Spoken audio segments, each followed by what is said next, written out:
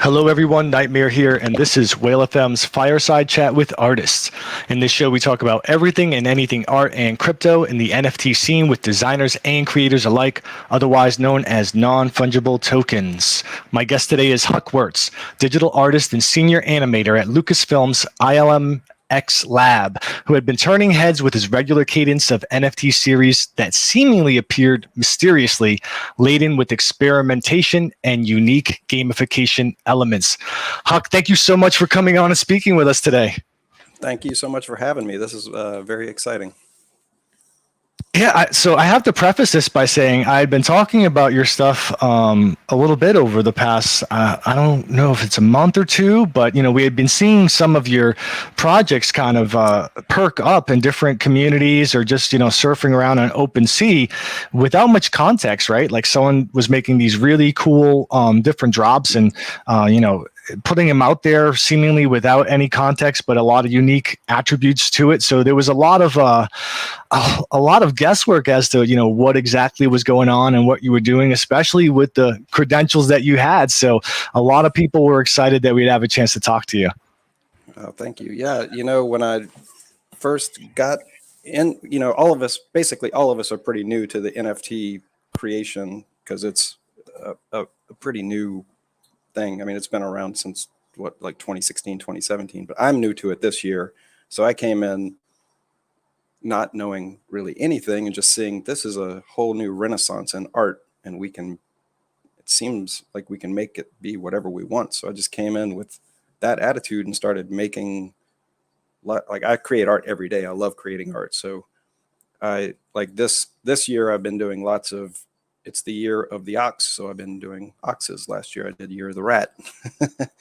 And last year I was actually working in Vietnam, and that, experiencing that culture and being there for the year of the rat. It was in 2020. I was there for the year of the rat, and it made me start to, I just said, I'm going to draw a rat drawing every day. And then this year it carried over to buffalo or the ox. And then when I got into the NFT side, I said, okay, I'm going to start creating some NFTs based around that and use that as my theme. Now, there's an artist, a guy on Twitter called Not Known Artist, and he has his own collection called the Algos. He started putting me on some of his, he was making these lists of artists he liked, and I was on those, and I saw that when he started doing that, more people started seeing my things because my name was on these lists. And there's another group that has been very supportive of me, the NFT 42 guys, and they have their own collection called the Avastars, which are awesome. Right. Yeah. If you're familiar with them, yeah. Yes. The Whale Vault has some of the very earliest and most rare Avastars. So Whale Shark, our founder, and Jimmy, obviously go way back. So they're very early players in this scene. So, in fact, I can't lie and say I wasn't a little bit jelly when I saw Trizlet and I saw Rizzle and those guys come up with some of their own stuff. But before I jump ahead too much, I want to make sure I just level set everybody. Can you just tell a little bit about yourself as far as your journey through art and visual effects and what you do? Sure. Back in the mid 90s, I started working at Industrial Light and Magic. So I was doing a lot of movie work. The first film I worked on was Mars Attacks. So I've done that for a long time, and then I left there and went and worked for Disney. Before Disney had acquired ILM, I went and worked for Disney and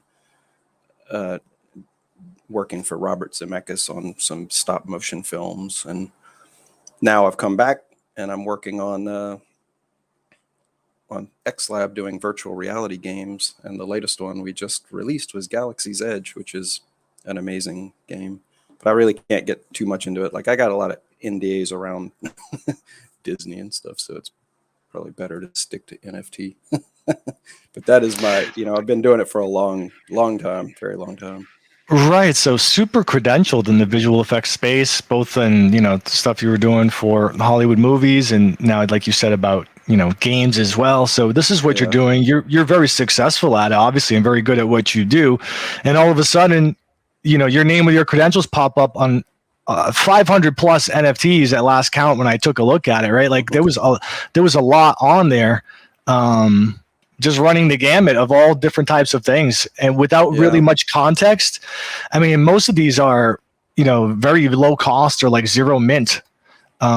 Gosh, there's so many. My computer's having a hard time to load it. So before we get to that, obviously a lot of people were intrigued. Like, what is this person from this realm doing here, and what exactly is the end goal here? And you've got different iterations, right? So, like you said, you were working with Disney. You had your own company with Bayou Effects, right? Yeah. And you were doing stuff there as well. Did you have a formal education in visual effects and art? No, I've not ever gone to college. So this is all just, I've got very lucky, but in my life, when I get given a chance, I grab hold and go for it. I work very hard. Right. So you were just really, really good at it, and then found your way to all these top tier places to kind of leverage your work and show it. I had amazing people I've met through the years that have given me my opportunities and believed in me and really, helped me. And when I get, like I said, when I get the opportunities I take, I really dive in and try to do the best work that I can, Awesome. So when did it click that, this is what you wanted to do? You wanted to work in the arts. Were you always messing with graphic arts and stuff, or? Yes. I grew up in Louisiana, actually. I grew up there. Okay. And I always was drawing my whole life. I really loved art. And then, when I was younger, like in maybe the 6th or 7th grade, I started playing Dungeons and Dragons a lot. So I really got into role-playing games. Like, I just loved it. So as I saw the NF, and I've always wanted to create a role-playing game or a card game, and I've dabbled around in it, but there's not really a great way to get it out to the masses unless you get involved. It's just creating just hard to get it out there. But with what we have now, with the NFTs, I see it as a way that we as a group can create a game, right? Like, everyone who is an owner is creating the game. They own part of the game, right? Because they own one of the NFTs. So it's like, we're creating this game together. This game will be whatever we want it to be. So I got very excited by that idea. I'm like, we can build on this and leverage off of each other, coming up with ideas and playing games and writing the history of what I'm calling Mootopia, the land of Mootopia. So I think it could be just a very fun experiment and see where it goes, because really it's such a new space and for me, a new concept to create a game this way, where we're all, like what I've been saying is, it's our game. It's not my game, it's our game. I'm doing the artwork, but it's our game. Like, if a game master wants to come up with a concept for a campaign, I would work with him. We'd create a new collection, put that up with the game master as a collaborator, and everything from that campaign would be going, it would be for both of us and for the community. So I really want to try something new. Right. So before we get into the gamification and the different series, because there's a lot to cover there, how would you characterize kind of your art style and aesthetic? Because I would assume this is very different, right, than what you do in your 9 to 5. Yeah, my art style varies a lot. I have many different ways that I draw depending on the medium that I'm using. And recently, I got a new iPad with an Apple Pen, and I use Autodesk Sketchbook. Like, a lot of this stuff is done on this Autodesk Sketchbook on my iPad, and now this I use Magica Voxel, which is a really cool voxel. I had never really messed with voxels that much, and I was seeing the art, and I was intrigued by it, and I downloaded this program and started making these calves, which I really like them, and people seem to be really drawn to them, which is very fun. The voxels and the ghost moves. Yeah, definitely. So, you're an amazing visual effects artist. You're seeing these different tools and technologies and capabilities in the NFT space, and you're just getting excited about it. Like, hey, let me try this. Let me get involved and tie it back to my interest in RPGs and gaming. Yeah. Because, in my 9 to 5, I'm always having to learn new. We're always keeping up with the newest technology. So when I see something like this magic of Voxel, I'm just like, man, this is so cool. And it's, you know, it's just another software for me to learn. So I dive in and start researching. I always go, and you can find so many great tutorials on any, you know, any of these things nowadays. With just Google anything and a ton of tutorials pop up and learn how to use them, you know? Right. Right. So any early influences for you as far as, you know, the art styles that you have, or is just kind of what's evolved over time and from just you experimenting and all the work that you do? Well, like I said, when I was younger, I played a lot of Dungeons and Dragons. So obviously those guys were early influencers, and I loved comic books. That was early influence.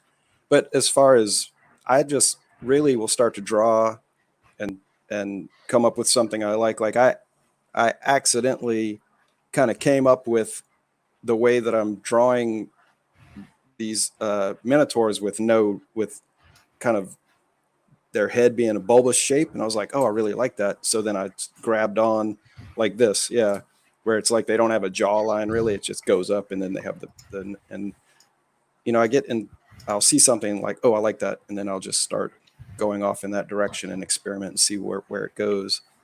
But this one has really, like this style that you're showing right now has really kind of grabbed me, and I'm having a lot of fun with the little pointy feet and the broad chest and the horns, you know, making it Right. kind of cartoony and fun. Like I like to add some humor to it. You know, like I also would play Warhammer 40,000 tabletop, and I loved the orcs because they had humor, you know. So I try to add some humor into everything I do. Right. And even, you know, variants of it, right? Yeah. So that's very cool. So, you know, you talked about the inspiration of the white space in the NFT, you know, community and the NFT scene as it's kind of evolving right now. Yeah. How did you find your way into crypto and the NFT space? Well, I had crypto I had heard of. Obviously, I've, you know, and I had friends that would talk about it. I wasn't really that, you know, I was just doing my own artwork. Like I did artwork every day. I was doing my own artwork. But funny enough, my mom called me one day and she goes, some artist just made $69 million from something I saw on the TV. Do you know anything about that? And I said, I'll take a look. And then I was like, Right, huh. right, yeah. And that, you know, that instance was an explosion of a lot of people entering this scene. Just, you know, that's just the reality of it. And I'm sure you know which artist I'm talking about. Yes, we're all familiar with the Beeple, you know, Yeah. headlines. Right. So that made me interested. So I started looking, and you know, I got onto OpenSea, and I was struggling like, okay, how do I get my first NFTs up, and what do I do, and you know, trying to figure it all out. I'm not, you know, obviously I'm not a Luddite because I use a lot of technology at work, but I was just trying to figure out how exactly I do this correctly. And then once I got it up and going, I started putting out a lot of just day-to-day artwork, and it didn't seem to generate much interest. So I, you know, and I was really looking at people's artwork, and yeah, like these are some of the first, like the first one I did was that, yeah, like that I did in Unreal Engine, just messing around. So I was like, oh, I'm just going to take my daily drawings and do something with them, you know. But then I thought, no, because I didn't really, at this point, I didn't know what the NFT space was or what people wanted or anything. So I was like, I'm just going to start doing my art and put it up there. And then I thought, oh, and I started looking at some of the collections. I said, no, I need to do some more cohesive collections. So I started, you know, like that was the first one, the one you just clicked on. That was the first one. Right. That And these yellow are some one of with your, the red. Yeah. and these are some of your other early works as well, right? Yeah. I think I see them. They're just my They were daily. minted in March. Yeah, they're just my daily artworks. I do a drawing every day in the morning. I like Right. start my day doing a drawing. These were some of my daily drawings that I was just like, oh, I'm gonna put up my daily drawings. But you know, this was, yeah, back in March or April when I first got in. That yellow one is the first one I did with the red. That was the very first one I minted. That's the very first one. It's like guy on patrol. You know? Very cool. Yeah, and then I started to realize, like, you know, there's as I was looking at other people's things, like, okay, let's make a more cohesive set. But at this point, I was still learning, still Right. learning how to use OpenSea, right? Like how to do it. And then I saw that, I said, oh, people can put properties on them. So then I started adding properties to my not when I was on these. Right. I'm just going to, I wanted to highlight the difference because it's pretty stark. Yeah. Right. It is. Yeah. I mean, I have a lot of different styles. And then this one I did using Maya. I animate because I'm an animator. That's what I do for a living, is animate. So this one I just animated, and I was like, oh, I saw a lot of people in the space were doing things based off of cryptocurrency. So I thought, okay, I'll try that. But then after I did this one, which I really like these and I think they're cute, and this is what got the attention of some people initially. But then I thought, this space shouldn't necessarily be completely about just using cryptocurrency to try to, get things up. As I learned more about NFTs, I thought, we can make this space be whatever we want. It's actually just a new renaissance in art. Like, we are in a new art renaissance with this. It's really right. So here, it's kind of the next iteration of what you're doing. You're kind of experimenting with tribalism of cryptocurrency and how it, plays with the NFT ecosystem, and people that had an affinity for a particular token or whatever may have been interested in grabbing that. And then you can see you continue to do some different things. Yeah. So this one I thought about a lot, and I was like, okay, I'm going to give them bling factor or drip factor. I called it. It's like their bling and their protection. And I was like, these are NFT protection drones, and these I could see making, they could easily gamify into a video game at some point later, Right. So, there's a lot of different attributes. There's tiers, right? There's rares, there's legendaries, there's companions, there's features like laser eyes and whatever. And then there's properties to them, a number of properties with, different features. And so kind of put a different tiering for rarity in it. And you were experimenting with that here. Exactly. And this is all this is happening. And I don't know what I don't know what your community that you were communicating with was, but I know at least within ours, which is one of the bigger groups of both artists, enthusiasts, and collectors, a lot of people were talking like, hey, what is this about? It seems like there's something bigger at play here, or there's a lot of experimentation, especially, you were dropping these at really low mint cost. Like it was obvious you were doing it for the sake of doing the art or experimenting, or at least getting a foothold in something. Yeah, it is to get a foothold. To me, it's really like as I said, I think it's a new art renaissance, and I'd really like to just have art out there and help this community grow.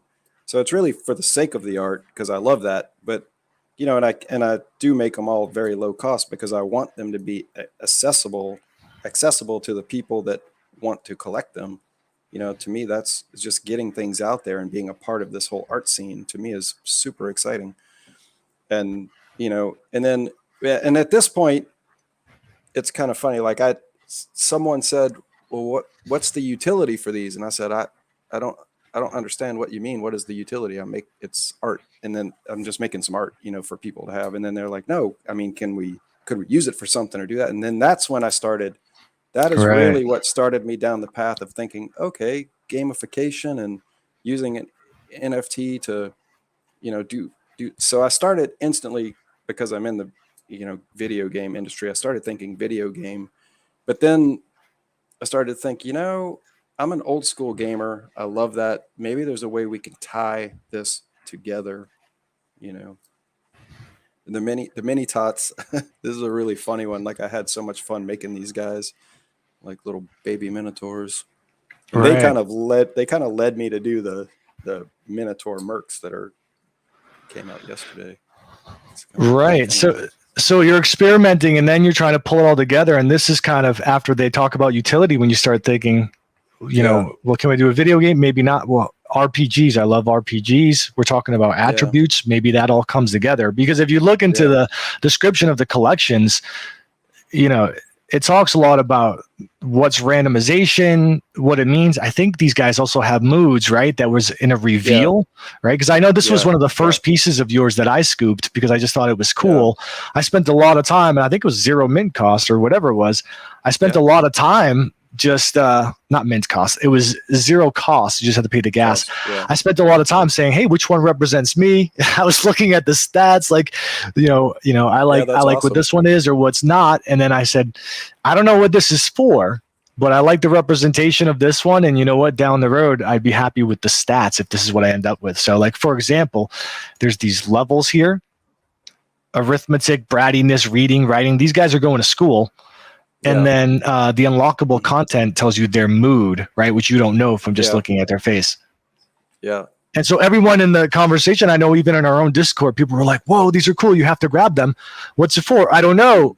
What mood did you get? People were talking about it without even understanding. Awesome. So now you added a new element, right? The reveal, that, the mystery reveal pulled in something new for people. Yeah. And I believe I had the name and the mood for those guys. They might have, I think it was a name and a mood. Maybe it was just a mood. But because I started seeing all these different things you could do with it. I'm like, man, I want to experiment with all of this. This is so fun. It's really trying to see what is engaging, what, makes people makes it. With this new art form, having things that can be revealed upon buying it. I mean, it's just fun, right? It's a whole new deal. Right. And who knows what, go ahead. No, you go ahead. I was going to say, and who knows where these might pop up in a game in the future or have some thing, because I'm now trying to figure out, okay, what, and we as a community can figure out, how do these all integrate with each other? How do they become something that has utility? It's such, like I said, such a new way for a community, because everyone who has one of these, everyone who has part of the crypto, because I use CryptoCaf a lot, try to kind of make a brand where if you type in CryptoCaf, my stuff will come up. Anyone who has that stuff, we're all the people that can build this together, because we're all the people that have, are invested in it. So that's the fun of it for me. Like, we're a community. Yeah, and so here there's so many layers to just this, right? And I'll see if I can pull up mine without my wallet. I cannot. But you have the Smarty Pants score, you have the level attributes, right? There's so much going on there beyond just the standard stuff, right? And so then I think I had seen this afterwards and I had to jump on this as well. And so, here we have, gosh, I'll let you explain this. Yeah, so this one, it's, the 4 different suits, which I'm calling the houses of Mutopia. And these are the royalty of the lands of Mutopia. And this one will tie into, I've already figured out how this one will tie into the Minotaur Mercs. These, there's 40 of these. They have all their stats. Those stats added together give you your royalty rank, right? Ranking. And then the treasure is your royalty ranking minus the first 3, because charity, morality, altruism, they're giving away treasure. They don't have as much treasure. They're giving people, right? They're more into helping their community. But what's going to happen is, if you're playing a game with the Minotaur Mercs and one of these holders is present, they would basically be the royalty that's funding your quest, or helping you with your quest. So if one of these is present, all players get some bonus items for that quest based off of their royalty ranking and treasure. There'll be some extra. So this one will have utility, helping the mercenaries and everything in the land of Mutopia for doing quests or doing wars. They could have wars against each other. That'll be something growing and expanding that we'll figure out. But I think that is because like I tried to figure what are the things that are important for ruling class or royalty, back in the day, and And I kind of looked it up, and they're like, these are the things that are, you know, charity and morality, honesty, all that. So I randomized what each one had, and then the royalty ranking and the treasure are really what will affect the game play. And all of this, we're going to grow as well as a community, how these work. Right. Mm-hmm. And so when I had seen these, you know, I didn't know the context. I just know here he is again. And I don't exactly know what this is, but it looks super cool. And then I spent literally an hour combing through the ones available, like, hey, what aligns with what I would like better than not? And so having that extra level of involvement without even knowing, you know, exactly, you know, what it would be used for, it just talked to what you're experimenting with, which is, you know, gamification. How does it impact the psychology of NFTs? And, you know, on a greater scale, you're not just doing it to experiment, you really are building something. But at the time, I didn't know that. And I don't know if it was widely known either. No, I am experimenting and building at the same time. Right. This is experimental, and then I get ideas and like, okay, here's how I can wrap this in. Right. You know, like I get ideas like this one, like specifically these. At first they were just the card part, and then I had a dream one night that had all the stats, and I was thinking about NFTs a lot, obviously, and I was dreaming about that, and I dreamed up the whole layout of the card, like. And then I woke up in the morning and started laying it out, and was like, this is how I'm going to use these. Because at first it was just the green bit. And when you get the card, I believe you can unlock, I made it unlockable just to have the card in there as one of the unlockable content. Right. Yeah. Or it's the unlockable content. Some people had just asked in the chat if these are all minted or if these are all claimed yet. I don't believe so. Right. I'm looking at one right now that can still be purchased. No, they are not. Yep. Yeah. So those are still available. And then, you know, you're coming out with new stuff again and again. So now FOMO's kicking in anyone that's really following your stuff, right? They're like, something's going on here. Something's being built. There's a grander scheme at play or possible here. And so people are like, we definitely, you know, like what you're doing. From an art perspective, you know, we talk about art not just being the execution of what's in front of you, but also the performance or what you're evoking in people and what you're doing. So now a lot more people are appreciative of it and wanting to take part, right? Did you find that same reaction? I did. I did. And I'm very thankful for everyone that does follow me and like my art, because it's so amazing to have a crowd react, you know, to have a group of people react when you're doing something, you know, because, you know, a lot of times for artists, the only way you're really getting things out there for the type of art I do, I was mostly a painter, is that you would have a small gallery show and, you know, you'd get some stuff here and there. Here, you can get a really lot of people to see your art, because, you know, I've been on Instagram for a long time, and I've got a you know, kind of a small Instagram following, but like being on Twitter and getting art on Twitter, it's like, holy cow, so many people can see it and react to it. Right. Which is interesting, right? Because supposedly Instagram is the visual social, but Twitter just seems to be where a lot of the people that are appreciative of this scene and communicate in this have kind of aggregated. And so go ahead. I was going to say, I have to say that the Twitter community is an amazing art community that for the NFT thing, like I've never seen a more loving community that really supports each other and is really excited about people's work. And when they see someone doing well, it's not like they're jealous. They're just like, that's so amazing. They're doing great. Because I think it helps everyone. When one person does well, it helps everyone else. Right. So cool. I noticed on your Twitter, you're constantly retweeting people that are like, I'm looking for other artists to check out, or I'm looking to buy some NFTs. It's like you're trying to really you know, bridge everyone to this exposure and try to help everyone. So you're really in this because you love the art and the experimentation and what's happening. Absolutely. Or else, you know, you could be charging an ETH per or whatever, and that's not what you're doing. You're really just trying to, you know, continue to push that. So this one dropped, and I wasn't sure what exactly was going on with this one either. The Ghost Moose. Correct. That one, you know, I had that character, and I was playing around with that magical voxa, and I was like, man, I want to make some. I just thought the term ghost moves, and I'm like, oh, that's fun. I want to make some ghost moves.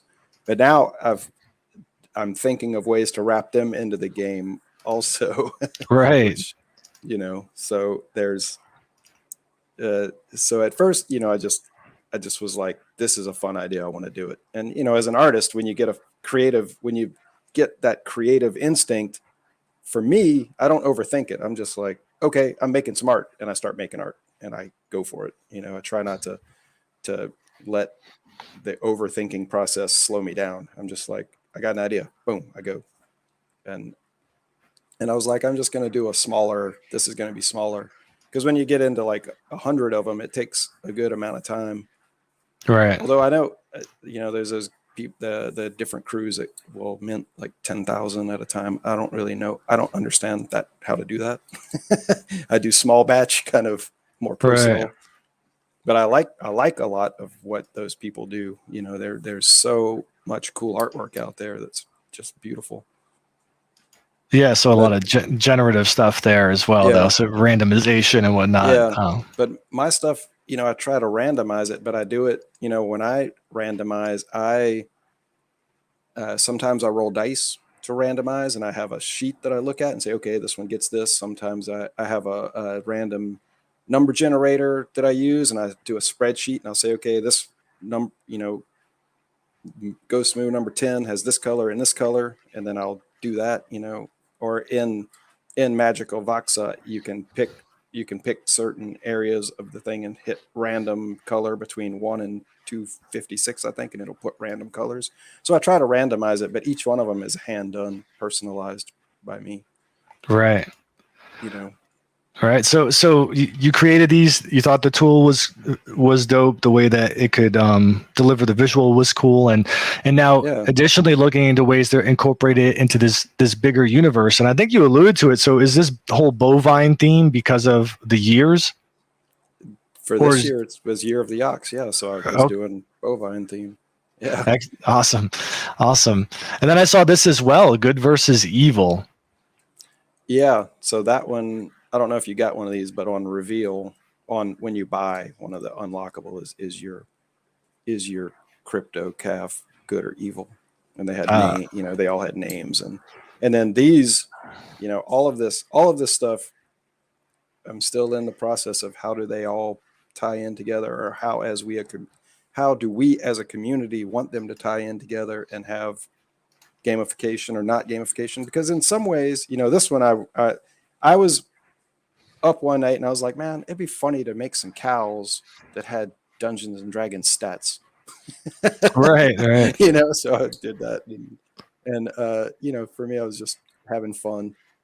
But then what it comes around is, there's different ways I'm thinking. It's like, okay, as an art piece, does someone feel that they have more value in something they own if it's an art piece rather than a piece of a game? I don't, that's something I don't know community wise. So it's like, how do people want these gamified, or do they want them to be art? Do you know what I mean? Yeah. I mean, it's an interesting conversation. I think there's room for both, for all artists. Pac is one of, the premier artists and OGs in the space. And a lot of his stuff is a performance, right? Like a lot of stuff he does to evoke reactions out of people with his Lost Poets pages or some of his early works. He released the Pixel or the cubes, right? So like the reaction of people and getting people to respond is certainly part of the art. But I know personally, it gave these pieces a lot more weight with me because they no longer were just something that I appreciated visually. Now they had a personal tie. I'm like, you know what?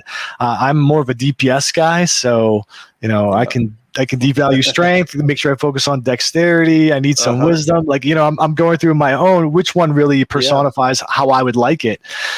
So it does definitely add something for me. Awesome. Yeah. And so, as well. And so, you're working on possibly, incorporating these different things that you've been creating into this greater sphere. So let's get into this because this was very interesting when it dropped. The CryptoCalf Minotaur Mercs. Yeah. So I had an idea a couple of months ago. I was like, man, what if I made some gladiators was my original idea, and gave them some stats, and then we could do games online, and then I started, and I was like, oh man, but it'd be so hard to like keep track. How do I keep track? How do you level up? You know, like what, how, you know, what, I had to think more. So then a couple months later, I was like, okay, I'm going to make the Minotaur Mercs. They're going to have these stats, which you start with a 10 speed, and then as a base, you have a 1 attack and a 1 defense. And then the more weapons you have, you know, they add to your attack, the more armor, add to your defense, obviously. And then each point you add takes away 1 of your speed. But your speed becomes your is like a power pool that you can pull from and add to your attacks, but you have to regenerate that for 1 turn. So if you add 1 turn, then the next turn you're lower on your speed. You know, that, you know, I have a little rule set that I wrote up that is in the unlockable part, and then I thought, okay, I'm gonna make 100 of these, and I tried to, you know, I randomized them and added a bunch of funny stuff and try to add some fun to it, and then, you know, and then I have 1 special character in there, and then that special character I made, which is I think number 21, is Elmelda. She's like a little wizard character, and I thought, okay, that gave me an idea to make the heroes of Mootopia. And then I thought, okay, this thing can expand to be a whole game. So I started making monsters and creatures. And the idea would be that we use a system like Roll20 or some online, you know, system where you can play a game, and you have your merc, and we do adventures. They could be characters battling other characters. It could be a game master making a dungeon, and when a game master makes a dungeon, I'd like to work with that game master and, like I said, have them be a collaborator and make a whole collection just based around that one adventure. So everything that is spawned from that adventure, myself and the game master would, you know, be the people putting out that collection. And then each of those, the way I thought, okay, how do you level up in a game like this? Like, how would you keep track of that? Well, there will be a level up card, and those cards will never be something. The only way you get a card is by participating in an event. And then you get a level up card, which gives you +1 speed, +5 hit points. And for every level up card you have, you get +1 speed, +5 hit points, right? So it's, yeah, exactly. So then I thought, okay, and then there could be rep with the different houses. If you own one of the royalty moos, you could earn rep with the 4 different houses, which are the 4 card houses. Yeah, exactly. So then for each rep, if say Peter Leopold was the one doing the quest, if you had rep with his house, the house Spade, you would get, say, an extra healing potion, something like that you could use in that quest. So it's like gives you extra benefits for that quest when you're adventuring. And, you know, in this, like I say, like I want to keep saying, like, this is our game. So as we play this game, we'll all come up with like, hey, what if we do this? What if we do that? And we will shape the rules and the game as a community, because we're all holders in it. Everyone that is involved, you know? Right. And so, you know, I had prepared some notes and questions for this interview. And then as I'm perusing your Twitter earlier this afternoon, saw that a bunch of reveals had happened that are new to me. So I was all hyped up leading into this. But, you know, prior to this conversation, I didn't know that these, you know, the house is tied into first of all, I didn't know the game was, you know, on the precipice of going live. Right. So there was an announcement that was this yesterday or early today that people can join on. You have a Discord set up now, yeah, where you're going to be talking about the gamification and how these pieces are going to be coming together. You do a lot of reveals of upcoming art and things, and I think that's where the discussion will be at and how it all kind of ties together. But you also talked about the, you know, the leveling up of the different things, how this ties in as well. You also talked about the Mercs going live, right? I think the Mercs just went live yesterday. Last night at 5 o'clock Pacific time. So Right. there's still quite a few available. Yes, there are. And I had to, Yeah. I was like, before I show everybody, let me see. I was like really racking my brain, man. I'm like, I don't know. Like, do I want to be able to have enough speed to hit them a few times? But I need a lot. So I didn't know all of the rule set yet, but I try to do my best and snag one. But there's a lot left for anyone that wants to get involved. And I saw that you did snag one, and I'm excited about that because Yeah.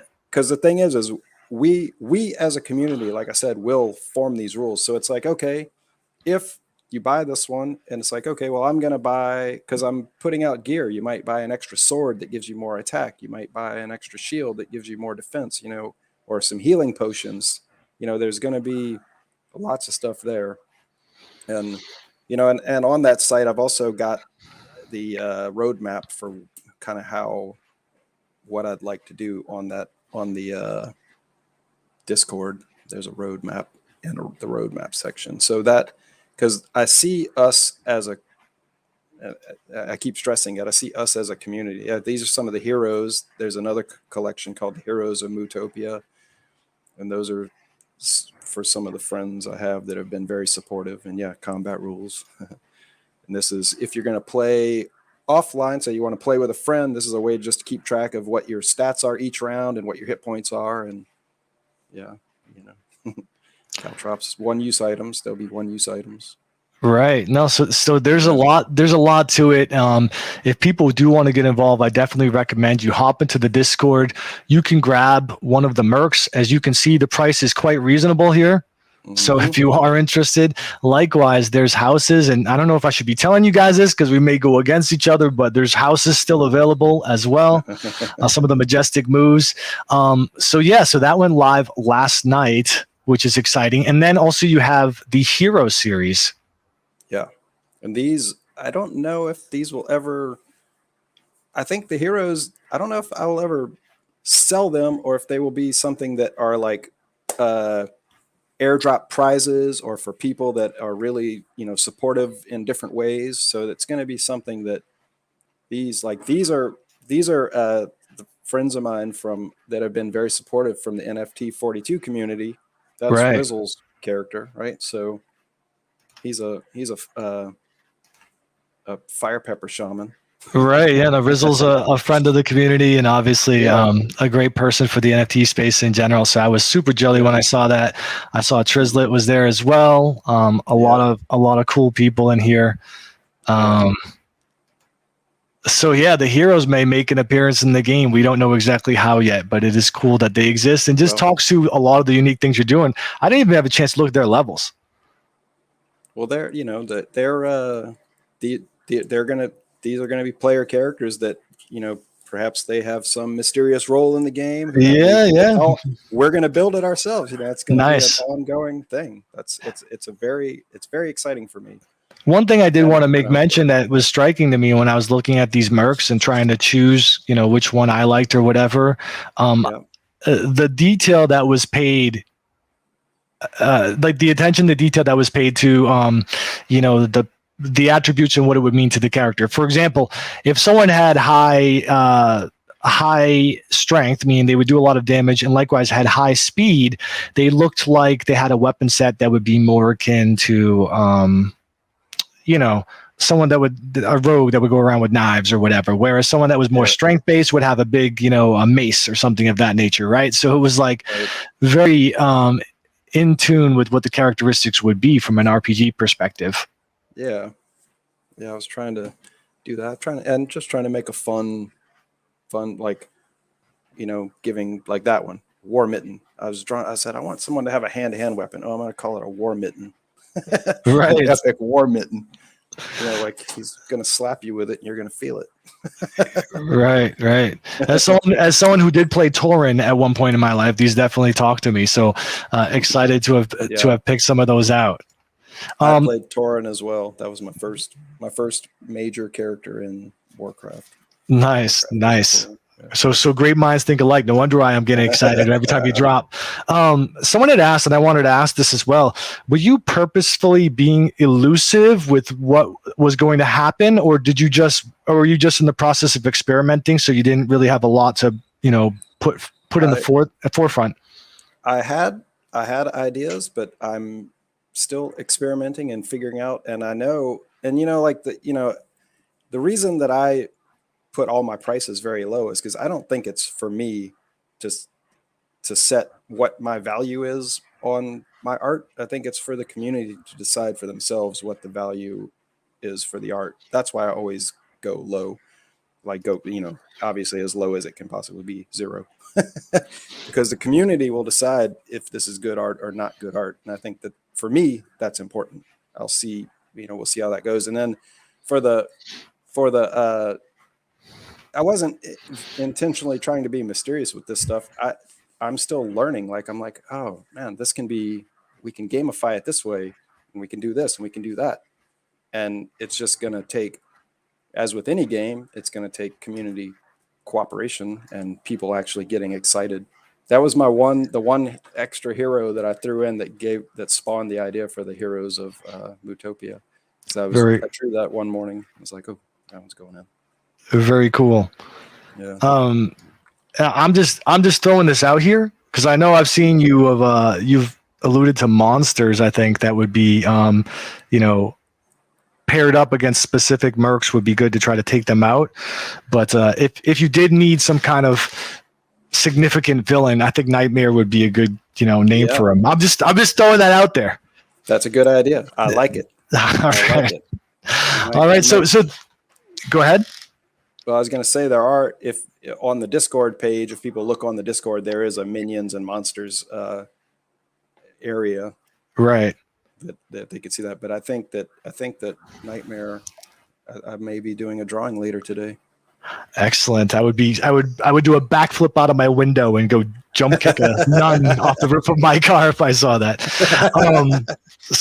But an incredible workflow. I mean, 500 plus pieces in the time that you've just been experimenting over the months. So truly a dedication to the scene and wanted to explore what it means for art and for, your own enjoyment. So I think that comes through. I think the community, the NFT community in general, and I'm sure you've seen this with the NFT 42 group and Rizzle and them, authenticity makes a big difference, right? And so that's why when I saw what you were doing, I was really excited about it and wanted to bring you on to talk to, more of the community about the cool stuff in the works, because it really comes through in your artwork and the way that you're approaching the scene.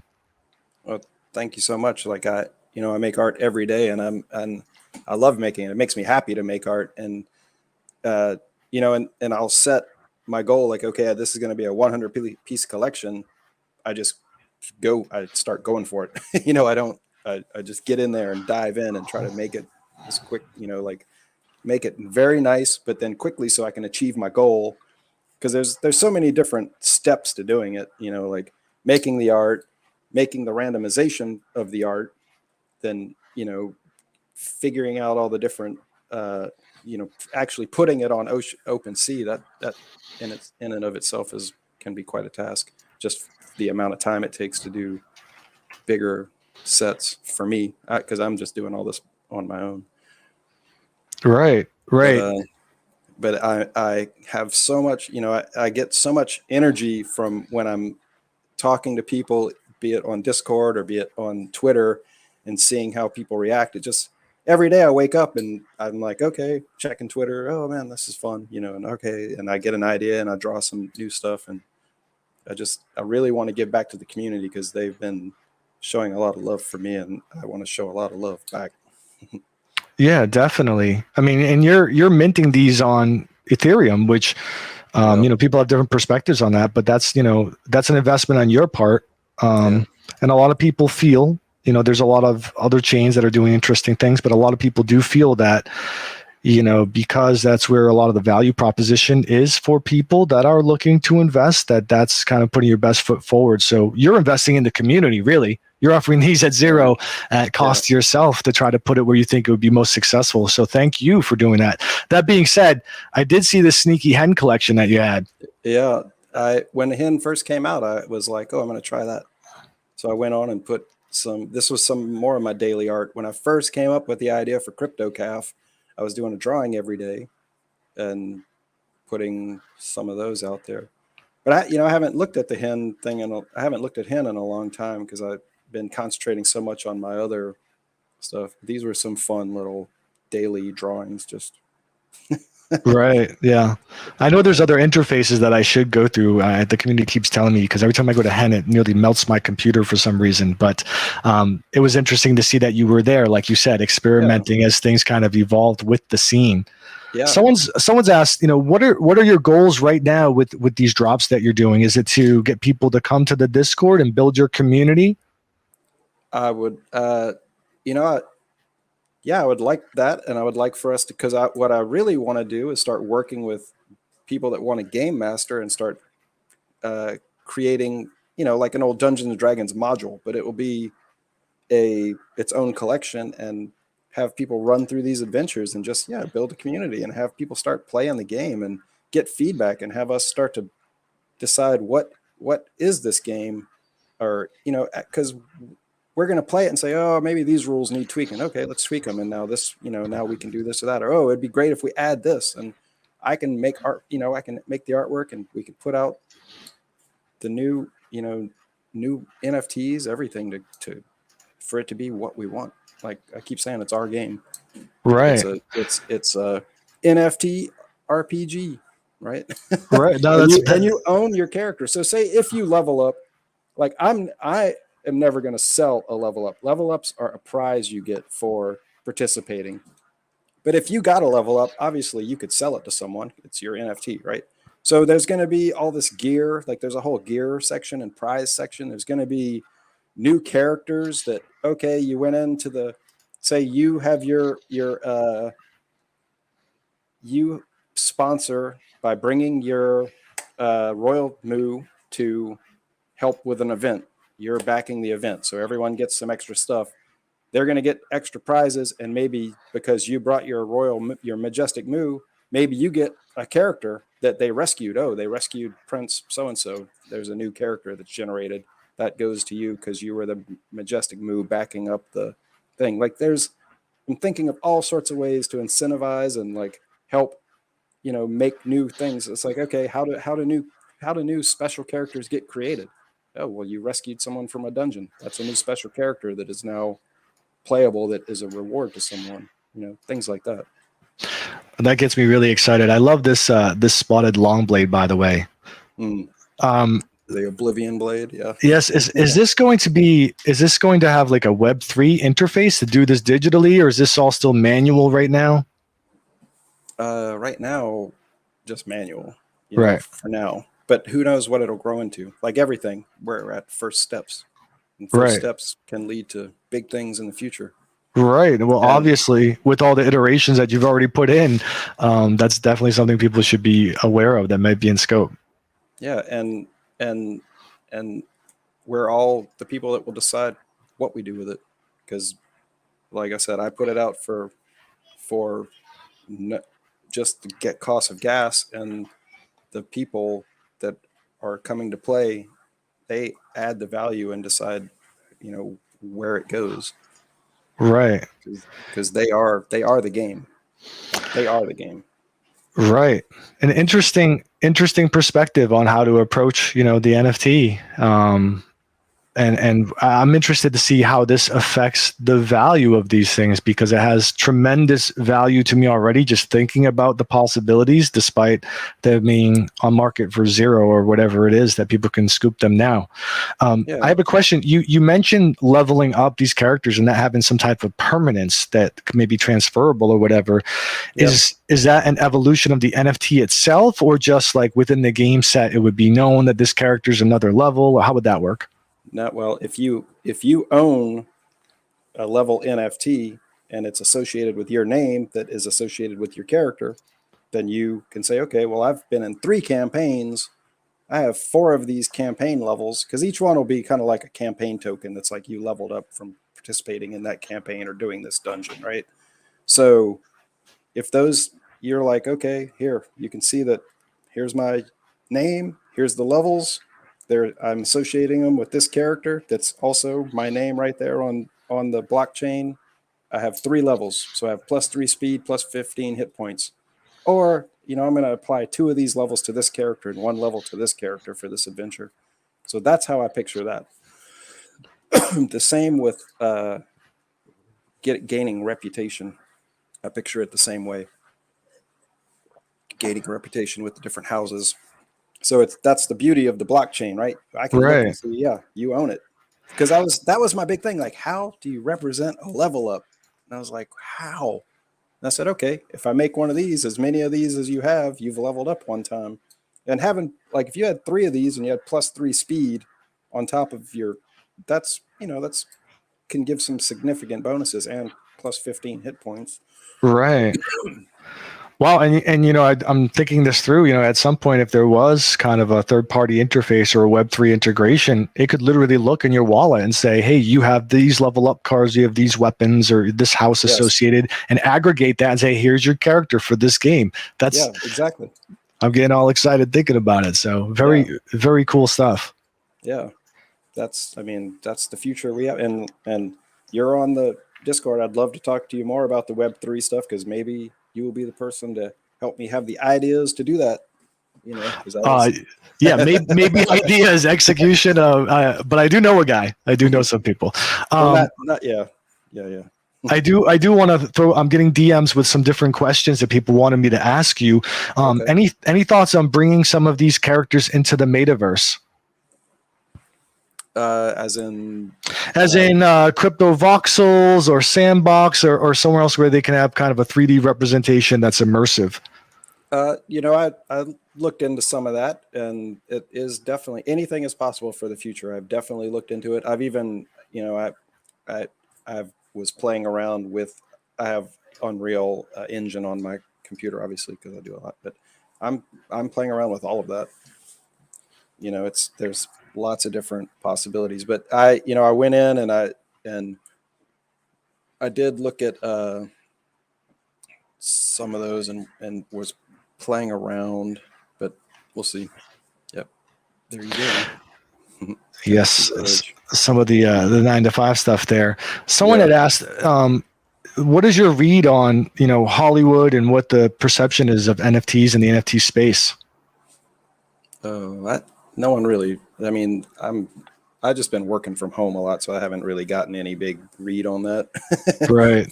From the whole year and a half has been working from home, and I myself personally love the NFT space, but I don't really have a good gauge for what a lot of other people think at this point that I work with. Okay. Someone wants to know, are there any collaborations you have in the works, or is it strictly you working on the project from an art perspective? Right now, it's strictly me, but I want to do collaborations. Like I said, for this whole, the role-playing stuff, I want to do collaborations with people that are going to be game masters, and that is where I think a huge collaborative part will come in, where it's like getting really good dungeon masters that have some really good ideas, and then me helping them build a collection around that idea that is a part of the larger Mutopian, the Lands of Mutopia world, Right. But for now, it's just been me coming up with artwork and drawing and having fun. Yeah, someone made a comment that the intricacies of the border really adds a lot to this, makes them feel like it's a collectible that they want to FOMO into because they saw it in the comic book shop, which is cool because that must be the aesthetic you were going for with that, especially with the stats down there. Sure, yeah, I was going for because that's the thing, is like a card that's your character, right? And I wanted to make it easy, because at first I was like, do I put write out the words of the stats? And I was like, no, I need it to be simple. And then I can explain what the stats are in the metadata and in other ways in the rules. So that was a little growing thing where I was like, trying to figure it out. And I was like, as soon as I got to 3 circles, I was like, okay, that's it. This is where we're going. Someone in the chat actually mentioned that they were at LucasArts when you were at ILM, and you were just buildings away from each other. So small world. Oh, yeah. Yeah. Someone asked, what's the next big thing coming for Mutopia that we should be on the lookout for? I'm going to release the gear collection, and then monsters and minions, which is where you can build your own little armies. Those are going to have small charges to them, maybe like around a $5. And I want to use that to kind of fund when I do airdrops for when people, the prizes for people when they go through events, right? Right. So that'll be used for that. So you can play chaotic, you can play evil side then, right? You can build an army of monsters. We can do whatever we want. It's our game. I like it. I like it. You could come up, hey, I want to do a thing on this day where I'm going to have these monsters and I want to fight whoever shows up to battle. Okay, let's try it. We're going to all decide what these events are together. They'll have some, anyone who wants to come up with an event, let's talk. So Frank in the community was asking what the stats are that we see here. So red is attack, green is your traditional defense, and blue is speed. But it sounds like during the course of an encounter, they can become different things like your energy pool and things of that nature. Speed is your energy pool. Okay. So speed, you can go down to 1. When you're at 1 speed, you're basically encumbered. You can't go below 1 speed. So 1 speed, so Miyoshi here could spend 2 speed. So you could say, okay, I'm going to declare a charge and I'm going to add 2 speed to my attack. So for your attack would be 6 for that round. And then the next round, your attack would go back to 4, but your speed would stay at 1 because you need 1 round to regenerate your speed. No wonder there was so many that had 1, 1, and 10. Because that would be really desirable, I guess, because you could just allocate it how you want. It can be, but then see, here's the thing: is this guy every time someone strikes at him, he's got a 5 defense, and every time he hits, he's got 4. Whereas with the other one, with a 1, 1, 10, you are going to have some. I think of it more like a glass cannon, right? Like you have the striking power where you can hit really hard, but then the next round you're at 1, 1, 1, and someone could smack you back pretty hard. Whereas these guys, it's more of a balance where you can fight long term. So it's kind of like having your mage who can brew up a fireball and smack it. But you can also declare a dodge with your points too. And you could say, okay, if I have 10 points, I'm gonna use 5 points to attack and then 4 points for dodge when they attack me back. And all of that, we as a community, we're gonna be playing it more and more and say, oh, how about if this makes more sense or that makes more sense? Obviously, the numbers are already kind of put in there, but how you use those numbers can evolve. Right. It's up to us to decide to make that happen. Send the glass cannons to the back of the line, right? Let's put our tanks up front. Yeah, and have them run forward and smack someone. Right. Watch out for their poles. That's me. Someone wants to know, what is one of your favorite projects that you've worked on, both in the NFT space? So I guess which of the things that you've done so far, what's some of them that you've enjoyed the most, as well as in your visual effects work? Visual effects wise, I think Galaxy Quest was the funnest thing I've ever worked on. Doing the rock monster was really awesome. That's I don't know if you're familiar with the movie Galaxy Quest. It's kind of I am. Yep. Yeah, I worked on that one. And on a related note, someone asked, I'm sorry, I forgot I wanted to jump to the other movie question since we were talking about it, but they did also ask, of the NFTs that you've worked on so far, what have you found to be the most interesting or enjoyable? I've really enjoyed these Minotaur mercs a lot. Just giving them all the different, and the heroes that I've done. Like just this series, I'm really, really enjoying it because I've got so many ideas spawned in my head about it, and I'm so excited about it and what the possibilities are for it, that it's been super awesome. And just I wake up every day inspired to do more on it.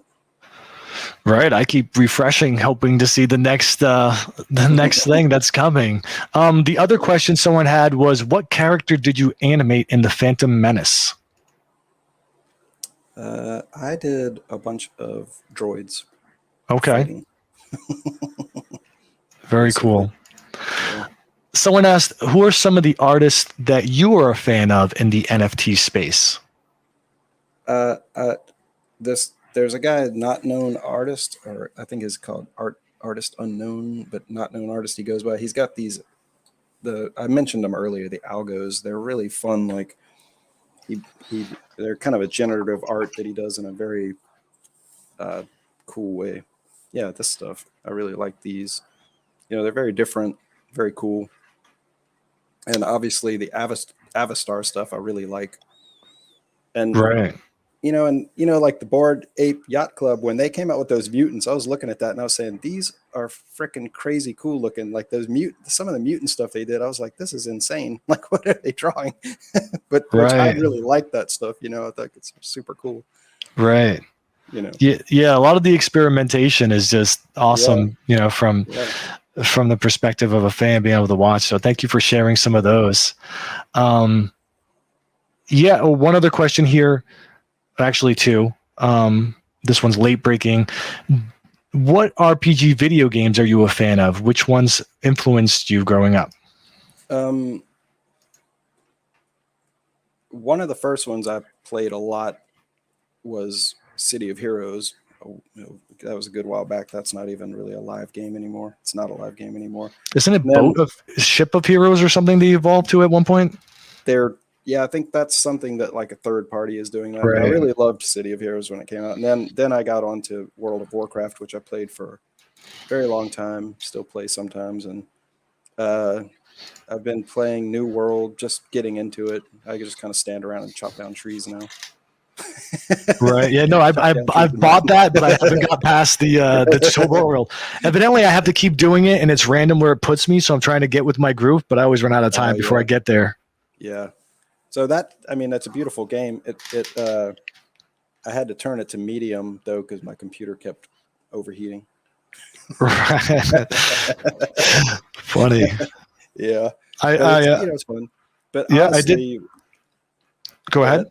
I was going to say, honestly, recently, like I'll log in and I'll be thinking about the collections, and I'm like, oh, I want to draw something or do something. So I've been really a lot more focused, and I've been, learning. I want to do this. I was trying to think what's a good platform to do it, and I think I'm going to use Roll20. So I've been learning more about how to really use that as a good platform to do the games on, where we can have a good visual and kind of fun. But I think every game master I work with, they'll probably have their own platform they want to do these on, and we'll figure out the sanctioned games, and they can do it on whichever way is most comfortable for them to run a game, So I've been researching a lot of that. So, this is all still early works for me, how we're going to actually do the games. And I want to work with the community to figure out what is the best way to have fun with these games, for people to have fun with the games, to make it an exciting time, Right. It's already fun just collecting at this point, right? So I think the game's going to be really take it over the top. I can totally envision, not that I'm persuading you to do this, but I can totally envision someone becoming so enraptured with the game and really into it. And these characters here that were essentially free with gas, but dropping an ETH to get whatever, a sword or a weapon or whatever, because it's being traded and the community values it that much, right? So the dynamic here for value is very, very interesting. But love everything that you're doing about it. I want to persuade everyone again to go to your Twitter and be sure that they can look, and you've announced the link for the Discord on it. We'll put that into the chat as well, because that's kind of a new thing I had just seen today. Yeah, so you can go here. You can go here and join the Discord. Likewise, if you haven't scooped one of the Majestic moves, which is kind of the royalty house that you would be part of, and also could give you some additional features in the gameplay. Some of those are still open. And likewise, last night, the Mercs actually became open as well. So anyone that wants to claim a Merc can go ahead and hop on. And if you do that, please, take part in the community, share your ideas, give your feedback, and help this kind of evolve from the ground up. It's exciting stuff. Absolutely. I love it. I'm super excited. Well, Huck, thank you so much for coming on with us today. We were really excited to talk to you, and thank you for sharing and shedding a little light on the mystery that we've been following for so long. And great to hear that the person behind it really has their heart in the right place and is so authentic. So thank you again for joining us. Thank you so much for having me. This has been so awesome talking to everyone. Great. So again, we'll share all the links in the socials, and we'll look forward to seeing what you come out with next. Thank you. I'll see you soon.